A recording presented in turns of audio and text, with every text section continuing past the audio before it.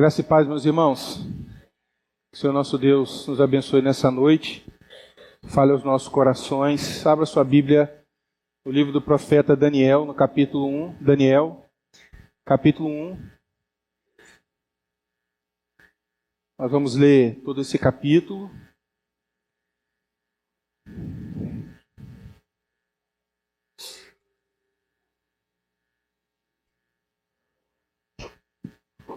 Daniel, capítulo 1.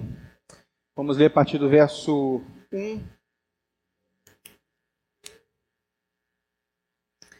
Ao lermos, eu peço que você deixe a sua Bíblia aberta para que a gente possa aprender do Senhor essa porção da sua palavra. No ano terceiro do reinado de Jeoaquim, rei de Judá, Nabucodonosor, rei da Babilônia, veio a Jerusalém e a sitiou. O Senhor entregou nas mãos dele Jeoaquim, rei de Judá, e alguns dos utensílios da casa de Deus. Nabucodonosor levou esses utensílios para a terra de Sinar, para o templo do seu Deus, e o pôs na casa do tesouro do seu Deus. Depois o rei ordenou a Aspenaz, chefe dos seus eunucos, que trouxesse alguns dos filhos de Israel, tanto da linhagem real como dos nobres, jovens sem nenhum defeito, de boa aparência, sábios, instruídos, versados no conhecimento e que fossem competentes para servirem no palácio real. E que Aspenaz lhes ensinasse a cultura e a língua dos caldeus. O rei determinou que eles recebessem uma alimentação diária, tirada das finas iguarias da mesa real, e do vinho que ele bebia. Os jovens deveriam ser educados ao longo de 3 anos e, ao final desse período, passariam a servir o rei. Entre eles se achavam Daniel, Ananias, Misael e Azarias, que eram da tribo de Judá. O chefe dos eunucos lhes deu outros nomes, a saber, a Daniel, o de Beltesazar, a Ananias, o de Sadraque, a Misael, o de Mesaque, e a Azarias, o de Abednego. Daniel resolveu não se contaminar com as finas iguarias do rei, nem com o vinho que ele bebia. Por isso, pediu ao chefe dos eunucos que lhe permitisse não se contaminar. E Deus concedeu a Daniel misericórdia e compreensão da parte do chefe dos eunucos. Porém, o chefe dos eunucos disse a Daniel: tenho medo do meu senhor, o rei, que determinou o que vocês devem comer e beber. E se ele perceber que o rosto de vocês está mais abatido do que o rosto dos outros jovens da mesma idade? Se isto viesse a acontecer, vocês poriam a minha cabeça em perigo diante do rei. Então Daniel foi falar com o cozinheiro-chefe, a quem o chefe dos eunucos havia encarregado de cuidar de Daniel, Ananias, Misael e Azarias. Daniel disse a ele: por favor, faça uma experiência com estes seus servos durante 10 dias. Dê-nos legumes para comer e água para beber. Depois, compare a nossa aparência com a dos jovens que comem das finas iguarias do rei. Dependendo do que enxergar, o Senhor decidirá o que fazer com estes seus servos. O cozinheiro-chefe concordou e fez a experiência durante 10 dias. No fim dos 10 dias, a aparência dos 4 jovens era melhor e eles estavam mais robustos do que todos os jovens que comiam das finas iguarias do rei. Com isto, o cozinheiro-chefe tirou deles as finas iguarias e o vinho que deviam beber, e lhes davam legumes. Ora, estes 4 jovens, Deus deu o conhecimento e a inteligência em toda cultura e sabedoria. Mas a Daniel deu inteligência para interpretar todo tipo de visões e sonhos. Ao final do tempo determinado pelo rei, para que os jovens fossem levados à sua presença, o chefe dos eunucos os levou à presença de Nabucodonosor. Então o rei falou com eles. E entre todos não foram achados outros como Daniel, Ananias, Misael e Azarias, por isso passaram a servir o rei. Em toda a matéria de sabedoria e de inteligência, sobre que o rei lhes fez perguntas, os achou 10 vezes mais sábios do que todos os magos e encantadores que havia em todo o seu reino. Daniel continuou ali até o primeiro ano do reinado de Ciro. Vamos falar com Deus. Pai, nós nos reunimos aqui para cultuar o Senhor, Deus. E nós pedimos que o Senhor não permita que saiamos daqui vazios da Tua palavra. De que não haja entendimento da Tua vontade, que não haja discernimento daquilo que o Senhor quer para cada um de nós. Suplicamos, ó Deus, ao Teu Espírito que fale ao nosso coração, que sejamos sensíveis, Deus, à Tua voz, para colocarmos a Tua palavra em prática no nosso cotidiano. Suplicamos assim, para a glória de Cristo Jesus. Amém e amém. A Bíblia fala que nós não devemos amar o mundo, porque aqueles que amam o mundo, o amor do Pai não está neles. A Bíblia fala muitas vezes de mundo, e nem todas as vezes ela fala com o mesmo significado. A Bíblia diz que Deus criou o mundo que vemos. Deus criou o cosmos, Deus criou a fauna, a flora, Deus criou o ser humano, Deus criou os astros, Deus criou as estrelas. Mas a Bíblia fala também que Deus amou o mundo de tal maneira que deu o seu Filho unigênito. Deus amou pessoas nesse mundo, tipos de pessoas em todos os povos, tribos, línguas e nações. A Bíblia fala de mundo também num sentido pejorativo. Do mundo como um sistema, como uma estrutura de pensamento, de filosofias, de ideias e de valores que se opõem a Deus, que se opõem aos mandamentos de Deus.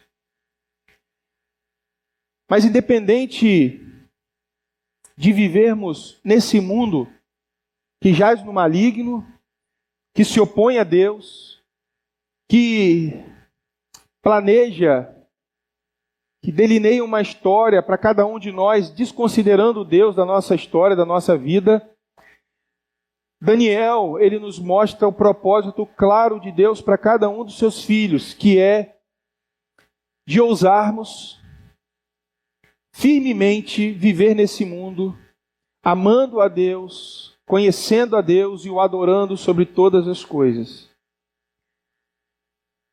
O texto que lemos fala sobre alguns personagens.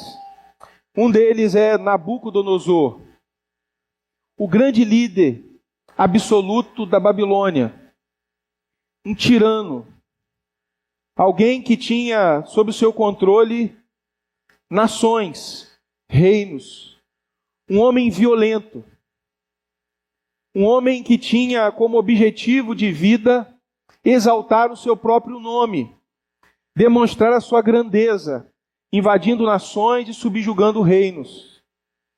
Em determinado momento da história de Nabucodonosor, ele decide invadir Judá. Ele decide cercar. Em determinado momento, ele decide invadir. No ano de 605 a.C., sob o reinado de Jeoaquim, o reino de Israel já dividido, reino do sul, Jerusalém, as tribos de Judá e Benjamim, e o reino do norte, tendo a capital Samaria. Nabucodonosor resolve levar para a Babilônia um povo cativo. Mas isso não acontece do nada na história.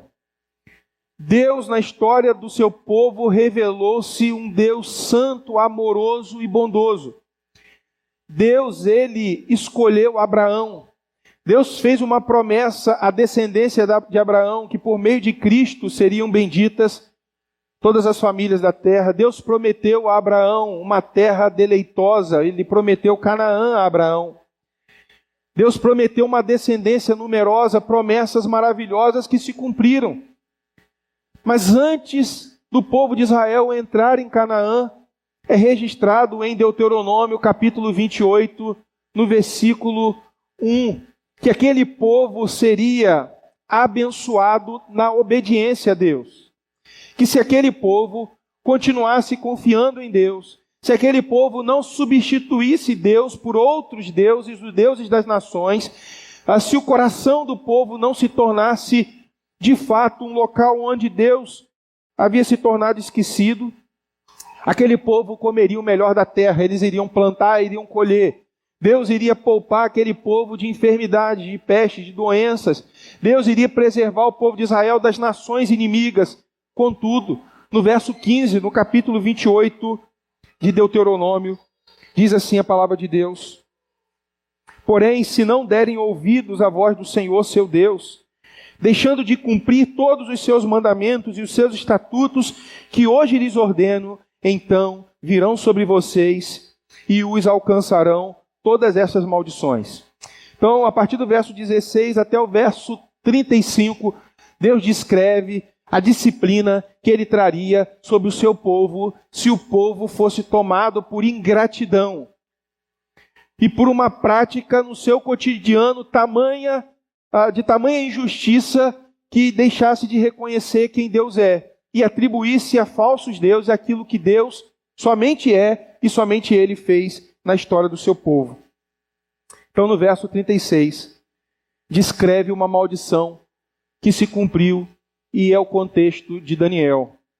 O Senhor levará vocês e o rei que tiverem constituído sobre vocês a uma nação que não conheceram, nem vocês, nem os seus pais, e lá servirão outros deuses feitos de madeira e de pedra. Verso 37, vocês serão objetos de horror, de provérbio, de escárnio entre todos os povos para onde o Senhor os levar. O povo de Deus não levou o alerta de Deus a sério.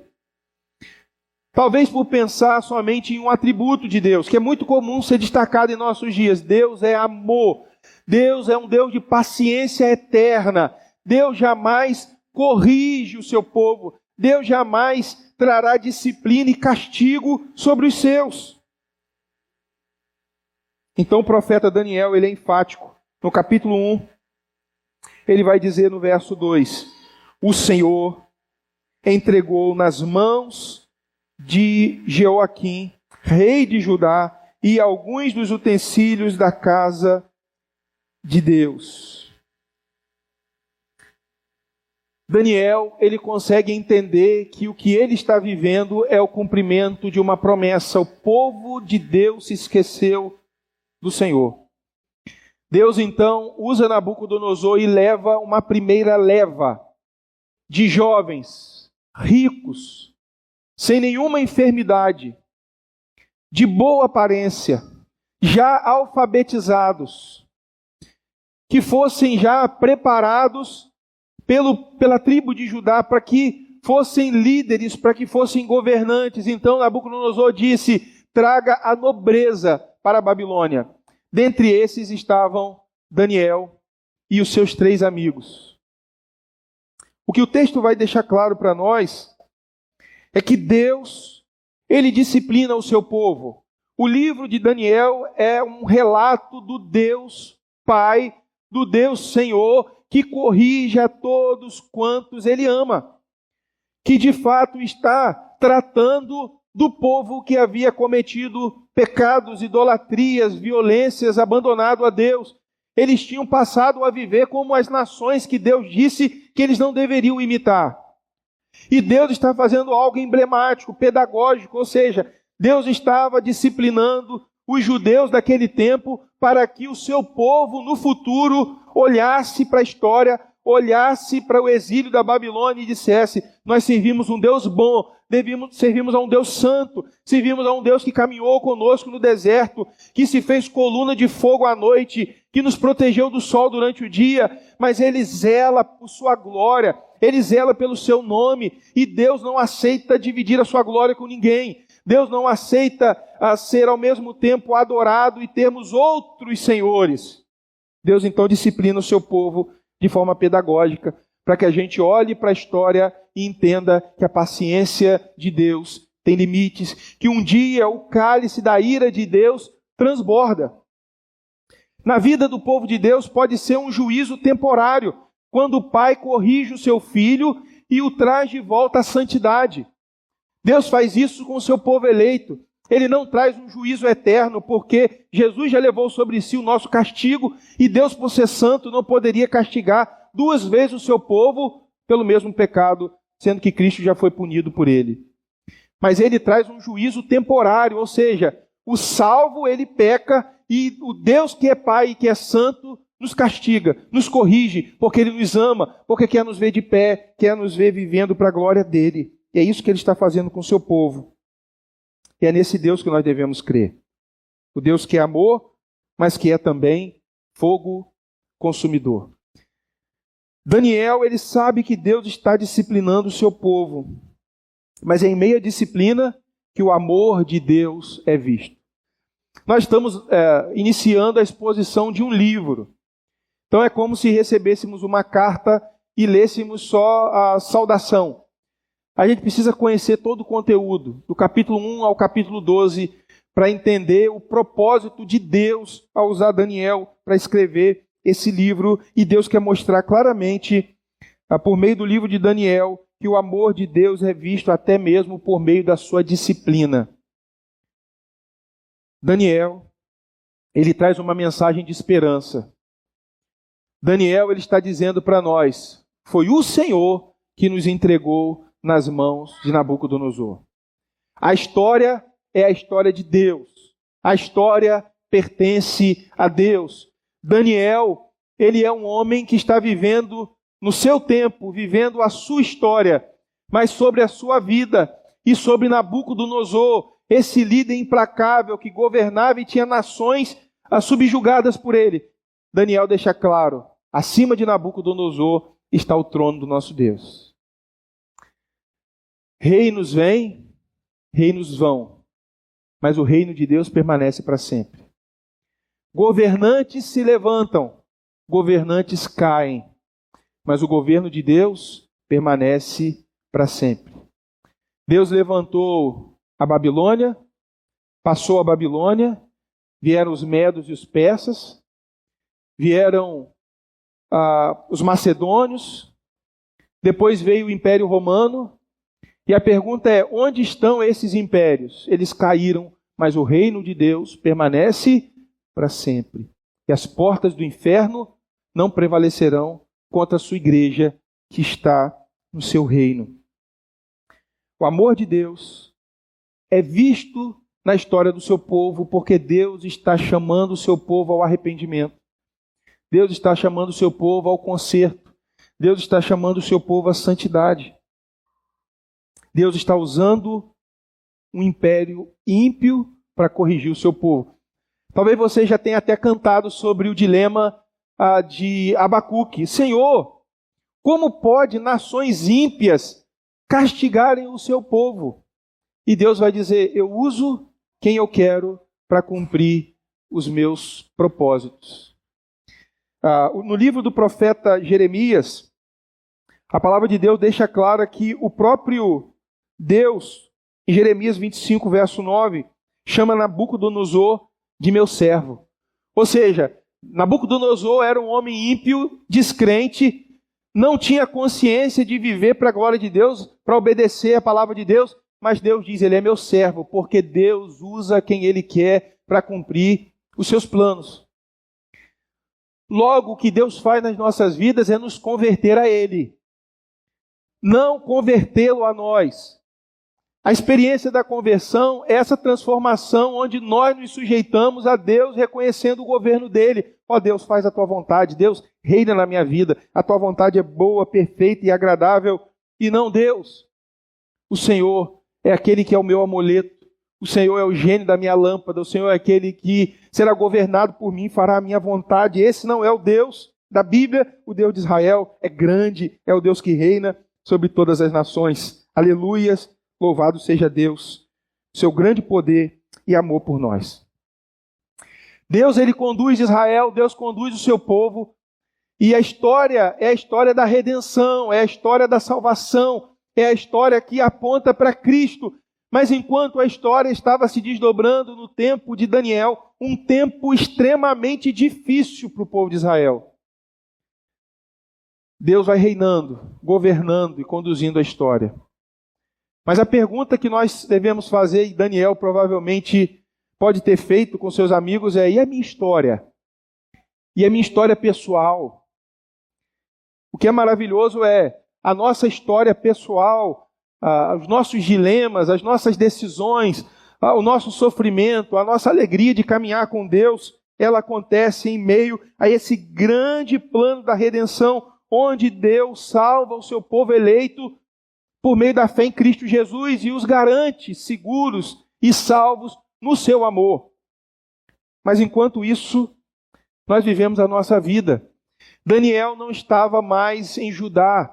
Em Judá ele vivia uma teocracia, onde o rei, onde os governantes, eles lideravam politicamente, mas também religiosamente, fazendo com que Israel, que era o rebanho de Deus, seguisse a Deus, seguisse a vontade de Deus, seguisse a palavra do Senhor, fosse conduzido pelo Senhor, mas ele está debaixo da autoridade de um tirano. Daniel está no mundo, e em um mundo hostil.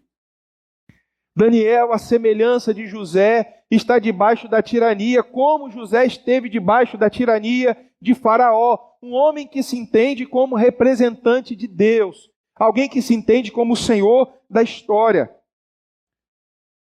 Mas Daniel e seus amigos, eles vão nos ensinar nessa jornada como amar a Deus no mundo, como viver de modo que a nossa fé seja conectada com as nossas experiências do dia a dia, de forma que a nossa fé esteja ligada intimamente às decisões que nós tomamos no nosso dia a dia, seja na política, seja na família, seja em qualquer outra coisa, de que modo nós devemos conciliar a nossa fé, a nossa vida no dia a dia. E Daniel, ele nos ensina como adorar a Deus em um mundo hostil, em um mundo que despreza Deus. Daniel, no capítulo 1, versículo 8, é dito que ele toma uma decisão. Daniel resolveu não se contaminar com as finas iguarias do rei, nem com o vinho que ele bebia. O rei Nabucodonosor, por levar escravo muito jovem, sabia que era possível aqueles jovens nutrirem no seu coração um ódio, um rancor, porque os judeus viram pais sendo mortos, sacerdotes sendo mortos. O povo de Deus chorou amargamente por causa do exílio. Em outro momento, esse choro iria ser ainda maior. Nabucodonosor, então, resolve fazer com que aqueles jovens tivessem a sua identidade mudada. E ele resolve implementar um plano, pelo menos com 3 exigências. Se você olhar o texto, você vai ver que Nabucodonosor pretende mudar o nome daqueles jovens, pretende mudar a cultura, o idioma, e pretende mudar o cardápio, a alimentação. E a gente sabe como essas coisas são importantes. A gente sabe o quanto é difícil para muitos saírem da sua nação e irem para um outro lugar e precisarem lidar com o idioma, com a língua. Muitos vão para outras nações e o grande objetivo é juntar dinheiro e voltar para sua casa, onde eles podem falar na sua língua nativa. E a ideia é: esse é o meu povo. Esse é o meu povo. É o povo que gosta de se vestir de modo parecido, as casas são parecidas, a arquitetura é parecida, a música é parecida, a culinária ela é parecida. Eu me lembro de uma família que foi trabalhar por um longo período em outro continente, e no período que eles estavam se preparando para viajar, eu fui visitá-los na despedida e eles estavam lá com uma mala grande. E aí você pensa que o pessoal vai levar álbum de fotografia, vai levar... Não, o povo estava cheio de feijão e canjiquinha. porque muita gente não consegue viver em outras culturas, em outras nações, comendo aquilo que aquele povo come. Essa é a dura realidade, muitas vezes, de missionários. Mas são pessoas que se dedicam aí. Daniel e seus amigos eram escravos, não eram livres, não eram voluntários, não foram enviados, foram levados à força. Então o que Nabucodonosor fez? Deu nomes pagãos a esses jovens. O texto vai dizer que o chefe dos eunucos, no verso 7, lhes deu outros nomes, a saber, a Daniel, o de Beltesazar, a Ananias, o de Sadraque, a Misael, o de Mesaque, e a Azarias, o de Abednego. Daniel, Ananias, Sadraque, Misael, no caso, e Azarias, eram nomes relacionados a Jeová, o Deus de Israel. Mas o plano da Babilônia era mudar a identidade deles. Vamos mudar o nome, vamos fazer com que eles se esqueçam do seu Deus, vamos fazer com que aos poucos eles sejam aculturados, que eles vivam de acordo com os nossos costumes, que a identidade, que eles possam se esquecer de como eles viviam. A ordem era que eles aprendessem a língua dos caldeus e a cultura dos caldeus, como eles se assentam para comer, como eles reverenciam os seus deuses. E o texto vai dizer que eles deveriam comer das finas iguarias da mesa do rei. Como Nabucodonosor era uma autoridade política, mas também um ditador que influenciava diretamente na religião, a sua comida, aquilo que ele experimentava era dedicada aos seus deuses. Por isso, Daniel, então, juntamente com seus amigos, resolveram, ousaram firmemente não se contaminar com aquilo que diretamente ofenderia a sua fé, que de fato mostraria que eles eram mundanos. É isso mesmo. Pessoas que abraçam, se identificam, são moldados por aquilo que a cultura vai imprimindo, vai falando aos nossos ouvidos, seja na música, seja na moda, seja na arte, seja no cinema, seja onde for. Nós somos constantemente pressionados, influenciados a essa mudança de identidade. E é isso que Nabucodonosor buscava com esses jovens, que eles aprendessem a estar na Babilônia.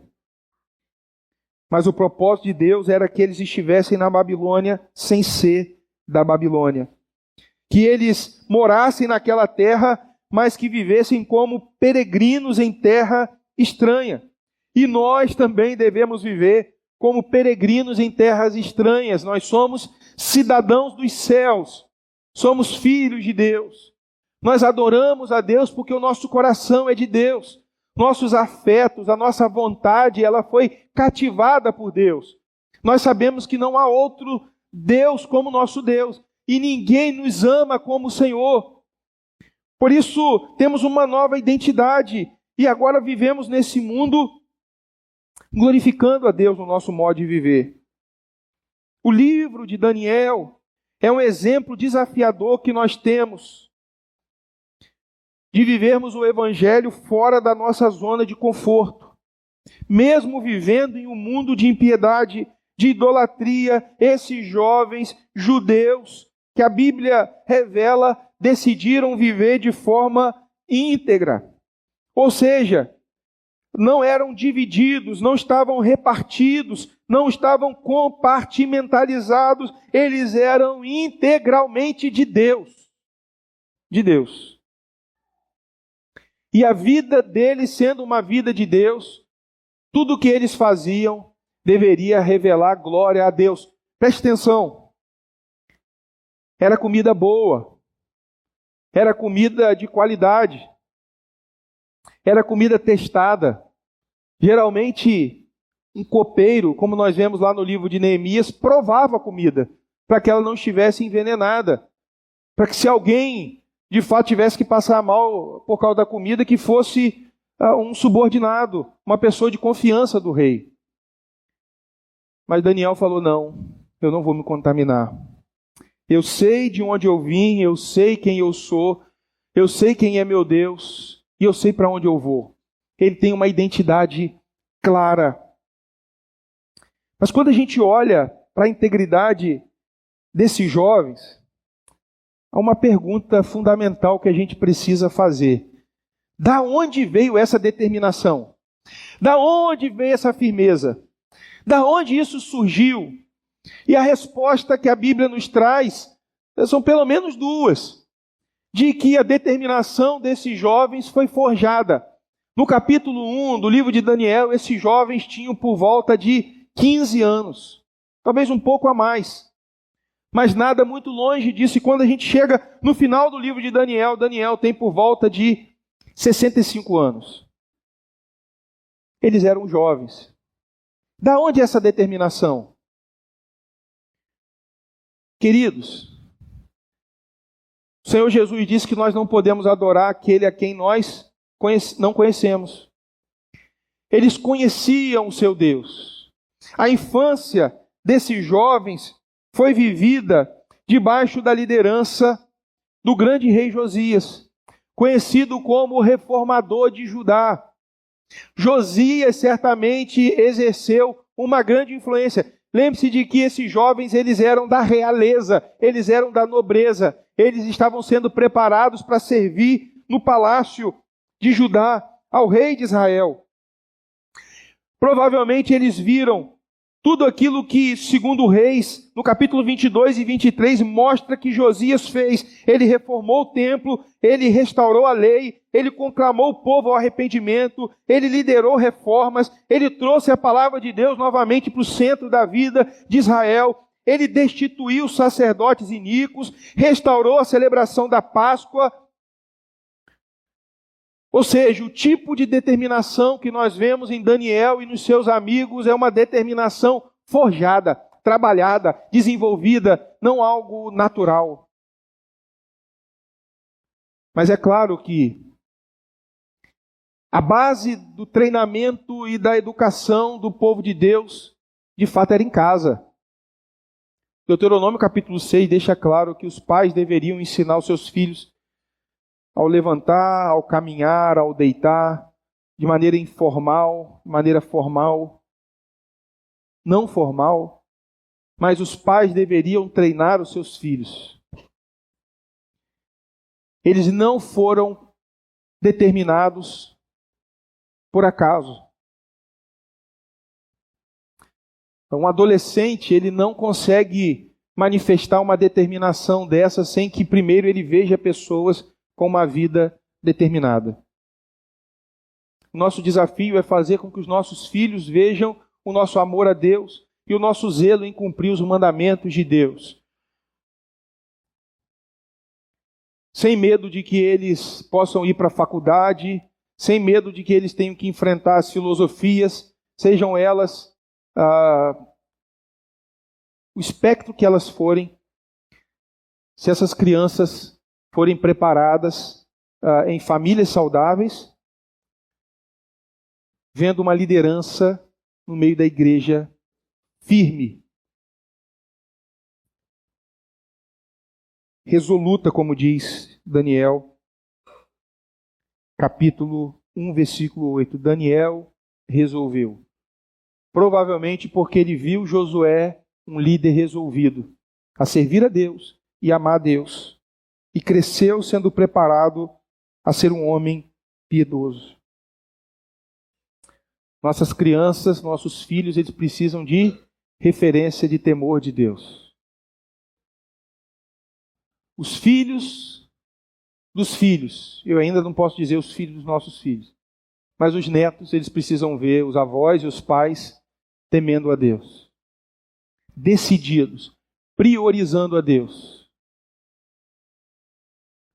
Quando alguém chegar para você e disser assim, pastor, presbítero, diácono, meu irmão, por favor, ore pelo meu filho, por favor, ajude meu filho.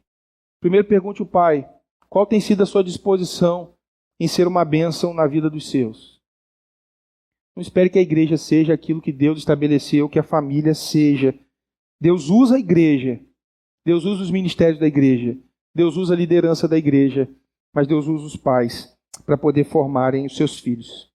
Caminhando por fim, Deus abençoa a integridade desses homens, porque Daniel e os seus amigos decidiram não se contaminar. Daniel, então, na sua sabedoria dada por Deus, ele resolve fazer uma proposta ao cozinheiro-chefe, dizendo: olha, nos dê legumes e nos dê água por 10 dias. Um parêntese, Daniel não está preocupado com estética e nem com a saúde. Não está defendendo aqui ser vegetariano ou vegano. A questão aqui de Daniel é contaminação espiritual. Ele está dizendo: eu não irei me contaminar, eu não irei participar de um banquete que é dedicado a falsos deuses. E o que nós vemos aqui é que Deus dá graça a Daniel. O texto mostra que ele não negociou a sua fé, embora ele tenha aceitado o nome, embora estivesse vivendo numa nova cultura. Deus promoveu essa situação a fim de que Daniel e aqueles jovens pudessem se guardar daquela dieta. E o que o texto vai dizer é que depois de 10 dias, e aqui há uma linguagem de exagero de Daniel, eles estavam 10 vezes mais bem preparados e a aparência deles era muito melhor, eles estavam mais robustos do que aqueles jovens que estavam ali também sendo treinados. Alguns comentaristas vão entender que Deus fez um milagre e houve uma intervenção divina. Deus agiu de modo que eles se desenvolveram, que eles melhoraram. A aparência era boa. Mas é possível também a gente entender que o banquete, o cardápio de Nabucodonosor tivesse muito colesterol, muita gordura, muito açúcar e muito álcool por causa dos vinhos. Então, quem estivesse participando de um banquete, pense churrasco todo dia, doce todo dia, comida à vontade, isso traz consequências ruins também à saúde. Lentidão, cansaço, indisposição. E Daniel e os seus amigos estavam tinindo, porque Deus deu graça a eles. Deus lhes concedeu favor. Deus os abençoou. Deus abençoa a integridade. Isso não quer dizer que todas as vezes que nós formos íntegros, nós teremos uma boa vida. Não. Você pode ser íntegro e perder o trabalho. Você pode ser um adolescente íntegro e ter poucos amigos na escola. Mas o que o texto vai dizer aqui é que na experiência de Daniel, Deus deu graça a ele. Deus abriu uma porta. Deus providenciou as coisas necessárias para que eles não se contaminassem. A Bíblia diz que a salvação é pela graça que se manifesta na vida de pessoas desobedientes. Eu e você que crê no Senhor Jesus, nós vivíamos em desobediência quando nós fomos salvos. Mas isso não significa que devemos permanecer na desobediência para que a graça aumente cada vez mais. Para que, se Deus nos salvou na desobediência, então continuaremos na desobediência para que Ele nos dê mais e mais favor. Paulo já fez essa pergunta e respondeu: de modo nenhum. Foi para a santidade que Deus nos salvou. Deus nos salvou da prática do pecado, da entrega ao pecado. Deus manifesta a sua providência ao cuidar de forma especial da vida desses jovens. Do versículo 12 até o versículo de número 14, nós vemos aqui Deus como Deus da providência. É o Deus que abre o mar vermelho, é o Deus que faz com que Davi, somente com uma funda, mate um gigante. Mas é o Deus que providencia e dispõe o coração do cozinheiro-chefe para que os servos de Deus não pequem contra Deus. Deus faz grandes coisas, mas Deus também faz pequenas coisas pelo seu povo. Deus é o Deus que reina sobre as nações. É o Deus de longe e o Deus de perto. Ele não é o Deus de longe e não é o Deus de perto, ele não é o Deus de perto e não é o Deus de longe. Ele é o Deus que habita no alto e sublime trono, que governa sobre a sua criação. Mas ele é o Deus também imanente. se manifestou como Emanuel, o Deus conosco. É o Deus que não permite que um fio de cabelo caia da nossa cabeça se não for da sua vontade. É um Deus que diz que o coração do homem faz planos, mas a resposta certa vem de Deus. É o Deus que dirige os nossos passos. Deus cuida da sua igreja. Deus cuida do seu povo. Deus zela e abençoa as nossas vidas. Quando a gente olha para a vida de Daniel e para essa experiência que a gente vai acompanhar até o capítulo 6, nós temos Daniel e seus amigos sempre com experiências de fé testada, provada, e eles respondendo em um mundo hostil, de modo a adorar a Deus e a honrar a Deus, demonstrando o amor deles por Deus no mundo. Queridos, é possível sermos corrompidos pelo mundanismo, mesmo vivendo dentro da igreja, mesmo estando no gueto religioso. Eu sei que a conversa religiosa, ou o ambiente de culto e de adoração, constantemente nos ensina, nos corrige, nos encoraja. Mas é possível, enquanto vivemos no meio do povo de Deus, a nossa mente, porque ser mundano não é trabalhar junto de incrédulos, ser mundano não é conviver numa nação onde as autoridades, os governantes não temem a Deus. Ser mundano não é ter que conviver com ideologias e filosofias que se opõem a Deus e a sua igreja. Ser mundano é ter uma mente moldada pelos valores e princípios desse mundo. Você pode ter uma aparência de cristão, mas quando chega no momento das decisões difíceis, você é mundano, você se adequa com o mundo. Você faz as coisas para agradar o mundo. Você faz as coisas para não ficar mal com as autoridades. Pense em Daniel. Daniel está sendo preparado, treinado para ser um governante. Ele poderia pensar, mas vai ficar feio para mim. Se eu disser não, se Nabucodonosor souber disso. A dinâmica de vida de Daniel no mundo importa-nos antes agradar a Deus do que aos homens. Deus deve ser buscado em primeiro lugar. A nossa música, literatura, nossas escolas, redes sociais, televisão, as nossas igrejas, elas podem tornar-se portadoras do vírus do mundanismo sem que tenhamos que nos incomodar com o mundo. A gente canta para Deus, ouve a palavra de Deus, faz oração, mas ao mesmo tempo a gente não se incomoda com a violência, com as práticas, com a vida de oposição a Deus. Uma ilustração disso é Paulo, quando chega em Atenas, em Atos capítulo 17, a Bíblia diz que frente à idolatria daquele lugar, Paulo se revoltou no seu espírito. A ideia é que Paulo disse, isso é um absurdo, eu não posso me conformar e tratar com naturalidade um mundo que se opõe a Deus. Ou seja, não dá para ser sempre legal. Não dá para ser sempre descolado, não dá para ser sempre agradável. O grande desafio é estar no mundo e levar Cristo no coração, e levar o Evangelho no coração, e levar os valores de Cristo no coração. A gente não pode ter no mundo a postura de um imigrante que exercita sua fé apenas no seu gueto, no seu lugar religioso.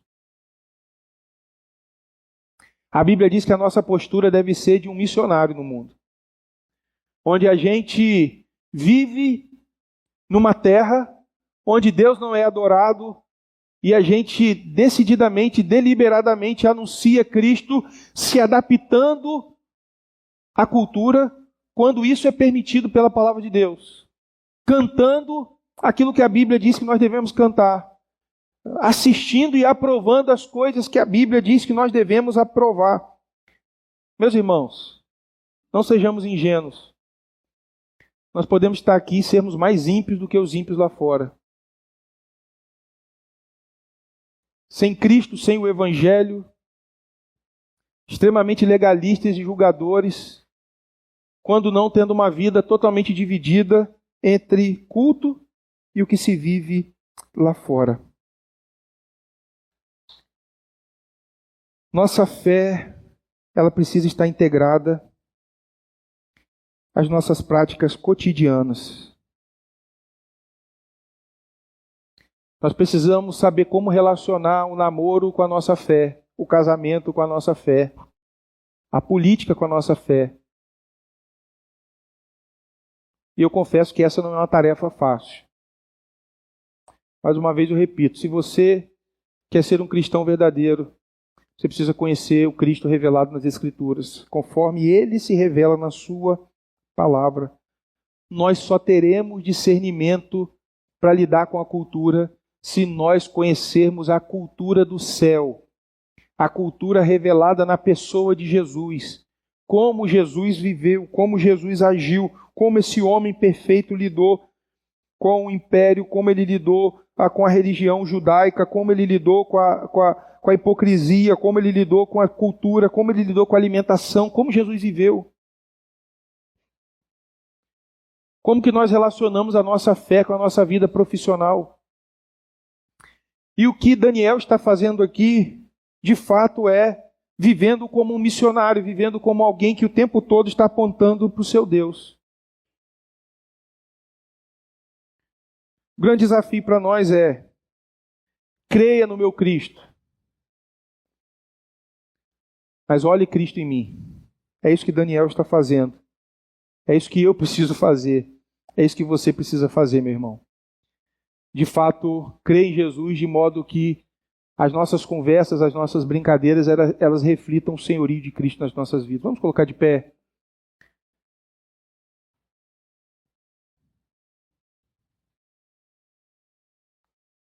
Daniel é alguém que está preocupado, ele está zelando de honrar a Deus em sua consciência.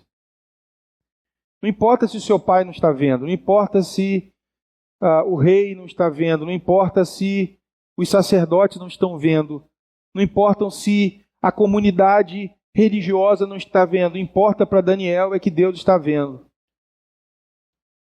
Importa que Deus seja louvado por sua vida.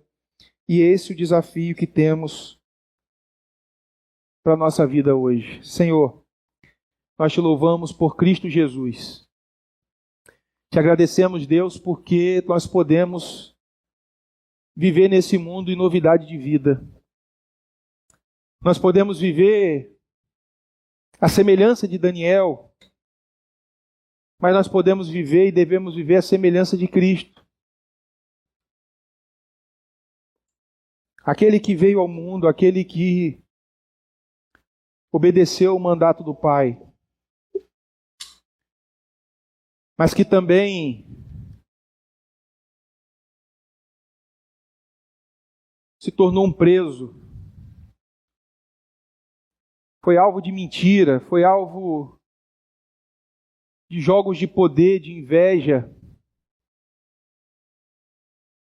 Mas mesmo em um mundo hostil, mesmo em uma cultura ameaçadora, teu filho Jesus permaneceu íntegro, permaneceu justo, permaneceu santo. Te agradecemos, Pai, porque o teu filho foi justo, íntegro e santo, que nós podemos, ó Deus, tendo essa justiça aplicada à nossa vida, tendo a sua justiça imputada a nós por meio da fé em Cristo, nós podemos agora, ó Deus, viver em santidade. A cada dia, tendo o nosso homem interior renovado, a cada dia tendo a nossa mente e o nosso comportamento transformados por Tua Palavra. Te agradecemos, ó Deus, e pedimos ajuda-nos a relacionar a fé que temos no Senhor às experiências da nossa vida cotidiana, Deus. Nos ajude a perdoar, nos ajude a amar, nos ajude a servir, nos ajude a viver para a Tua glória, Senhor. Assim nós oramos em nome de Jesus. Amém e amém.